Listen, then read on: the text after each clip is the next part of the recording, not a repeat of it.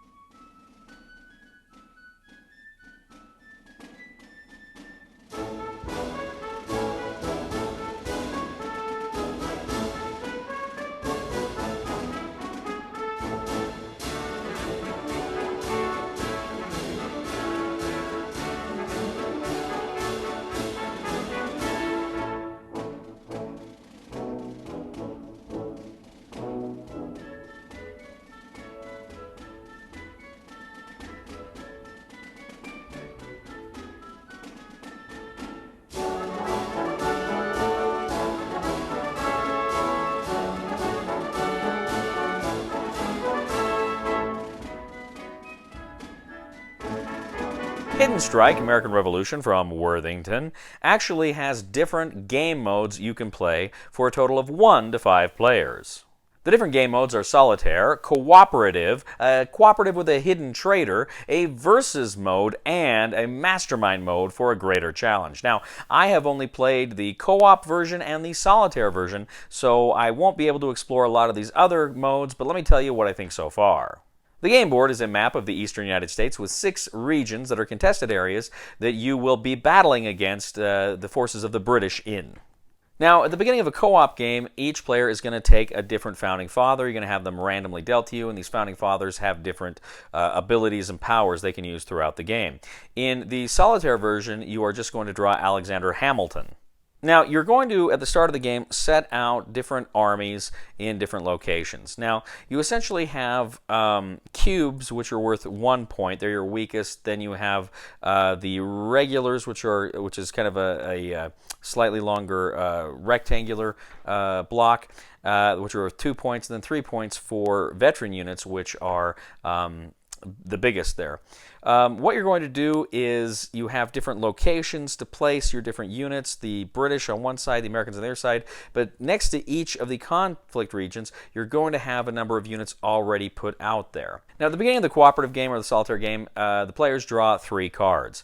Then what you do is you draw a card from the British forces deck, and this says where exactly the British are going to deploy their units. They're going to deploy from either from Britain itself, in which case they have to cross the ocean to get to the conflict zone, or from kind of the local area into the conflict zone as well. You may also it may also have you put ships out in different locations, different fleets out in different locations in order to provide greater security. Because if you've got one of your allied fleets there, but they don't have a British fleet there, they can't send their guys in.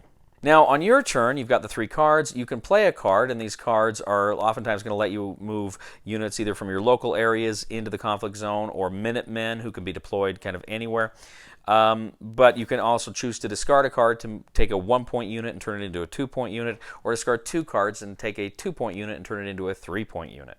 At the end of your turn, you're going to go ahead and draw your hand back up to 3 cards. Now, what you're attempting to do is dominate each of these 6 regions. Now, all things being equal, the British are going to break any ties, which means you have to control 4 of these regions by the end of the game. How you control a region is you have to have a total of 8 points worth of units in that region and at least be leading by 2. You have to have a 2-point advantage and at least 8 points minimum. So if you've got 8 and they've got 6, boom, you get it. You take the card that shows the region, you place it on either the British or the American side, depending on who takes it, and then that one is locked down. Units cannot be moved from that location to another location after that. They're just simply there for the rest of the game. So you kind of go back and forth with the British units and then with the American units, depending on how many players you have. You're trying to put your units into those areas, locations. At the same time, you've got different events that can let you change up things. There's one card that allows you to put a siege token in a place, which means you have to have at least a minimum of 12 units there instead of 8. You're trying to control the seas as best you can to prevent the British from coming in. And the whole time, you're hoping to win these conflict zones. Now, the game ends if ever all 6 regions have been resolved, or if the British deck runs out, or if the American deck runs out. If that happens and the British have more or an equal number of conflict zones, they win the game. But if you and your friends can succeed in claiming at least 4 of those conflict regions before either of those end conditions are met, then you win! Hidden Strike, American Revolution. So as I say, I've just played the cooperative and the solitaire version. I haven't played any of the other versions. There's special abilities on the cards that come into play in some of these other versions. I wanted to play the versus mode, but we ended up just playing the cooperative mode. And this game is, it kind of really feels like fundamentally it's a card game that has a board, right? It feels like it's almost more of a card game, but it is obviously you need the board because it is area control. The game is pretty simple, and in fact, I think the game is the rulebook is not big, it's not overly complex, and it's not a bad rulebook. Although there were a few little things I got confused on when I talked about moving units. It said like move like this unit here up to 2 points, and I thought it meant like points on the board, like point to point, and it meant no, 2 points worth of units. Okay, my bad. That was probably on me. The rulebook is not difficult at all. It's not a bad rulebook, and yet I kind of felt like maybe it was, even for what it was a little more rulesy than it needed to be. I feel like this is a very simple game. At least the co-op and solitaire versions are very simple. That's not a bad thing. I like simplicity in games like this. I mean, sometimes more complexity is fun, but for what this game is, that's fine. But I kind of felt like it was maybe just a hair too rulesy for what the game was. But I enjoyed this game. I had fun with it. I had fun in both modes I played it. I won the cooperative game. My friend Jeff and I won the cooperative game, but I did not win. I have not won it when I played solitaire yet. So it's good. It's a challenge. You don't want a game to be too easy. You don't want to win a cooperative game or a solitaire game more than you don't want to win it more than you lose. You want to lose more than you win.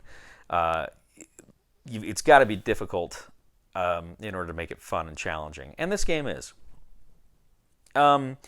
I really liked it. I like there's some historical flavor here for what it is. It's kind of funny though, all the cards when you got the different founding father cards, and on the backs of them they all say traitor. You know what happens if you're the traitor.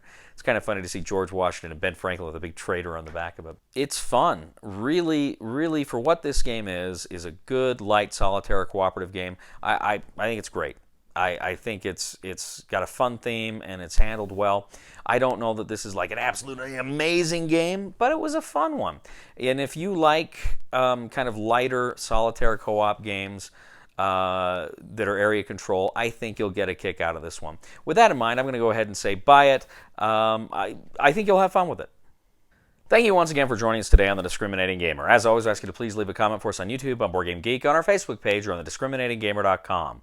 We'd ask you to please like us on Facebook, subscribe to us on YouTube, and follow us on Twitter. I'd ask you, ladies and gentlemen, to please check out my other channel, that is Cody Carlson, PhD, where we talk about military history and fun things like that.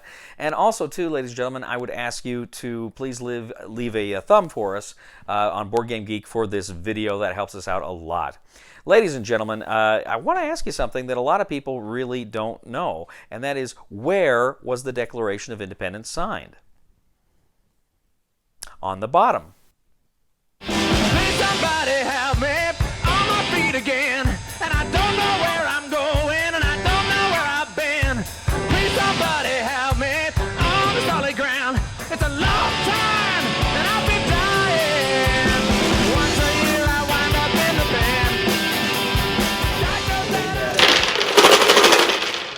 That gets added to your Yahtzee.